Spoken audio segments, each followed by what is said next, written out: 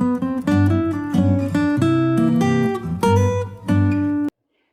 friends, welcome to 12 Treats of Christmas, day number 7. Can you believe how fast this holiday season is going? Christmas is going to be here before we know it.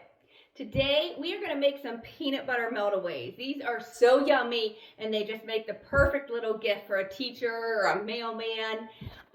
So to start, you want 3/4 pound of milk chocolate coating discs, those little circles, and 3/4 pound of the white coating discs.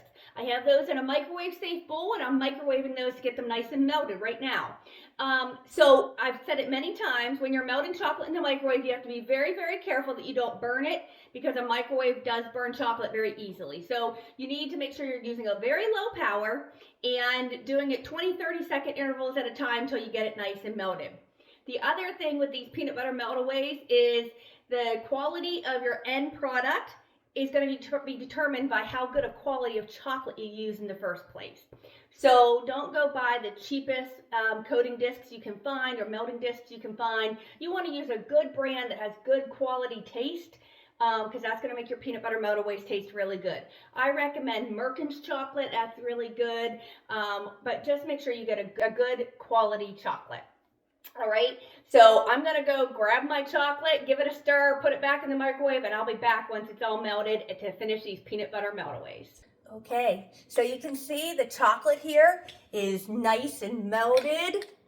And so now I'm just going to add about 3/4 cup of peanut butter. Again, you want to use good quality peanut butter. I'm using Jif.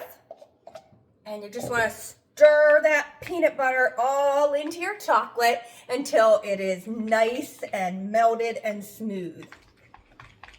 So I do have my chocolate right now. I have a heating pad plugged in, and then I just have a towel over it just to help keep the chocolate warm as I work with it. But I have little candy molds here. Nowadays, a lot of times they're silicone. You can't hardly find the plastic ones like this anymore. But we're just going to take our mixture. I get a smaller spoon here. And we're going to fill up each of the cavities, actually just about 2/3 full. You don't even need to fill it up the whole way. Okay, so I'm just going to keep filling up all these little snowmen and Christmas trees. So I got this first whole tray filled here. Now I'm just going to gently tap it on the counter. That helps kind of fill out some of the smaller spots on the mold, and it also gets the air bubbles worked out of the chocolate. So we're just going to gently tap it till we aren't seeing any more air bubbles popping through. Okay, now I'm just going to set this in my refrigerator for, it probably won't take long. These are super thin ones, but until they're nice and hard and set up, and then we'll bring them out and pop them out of the mold. So I'm going to put these ones in the refrigerator and just start another tray, and then we'll be back to pop them out here in a little bit.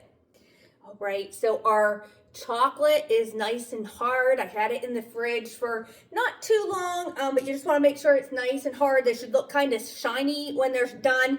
And now we're just going to go ahead and pop them out of the mold. If they don't want to pop out real easy, see how easy those ones just popped out?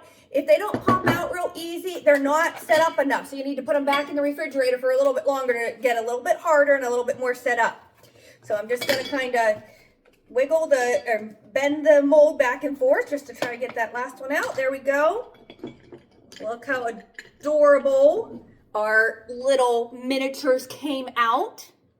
Now, one thing I want to tell you is you want to make sure you don't overflow them. So keep them only, like I said, about 2/3 full. I actually found using just a tiny little spoon, this is an appetizer spoon, like for dips, that worked the best to fill up these little tiny cavities. So again, this makes a ton. I'm still working on them. I still have a whole bunch of melted chocolate here to use. So once they're all done, I'll let you know how many it made. But aren't these just the cutest little things? Look at this little bell. Isn't that cute? I'm telling you, this is probably one of my favorite treats that I'm making this season with all of you. I hope you all give these one a try and come back tomorrow night at 6:30 for our next 12 Treats of Christmas.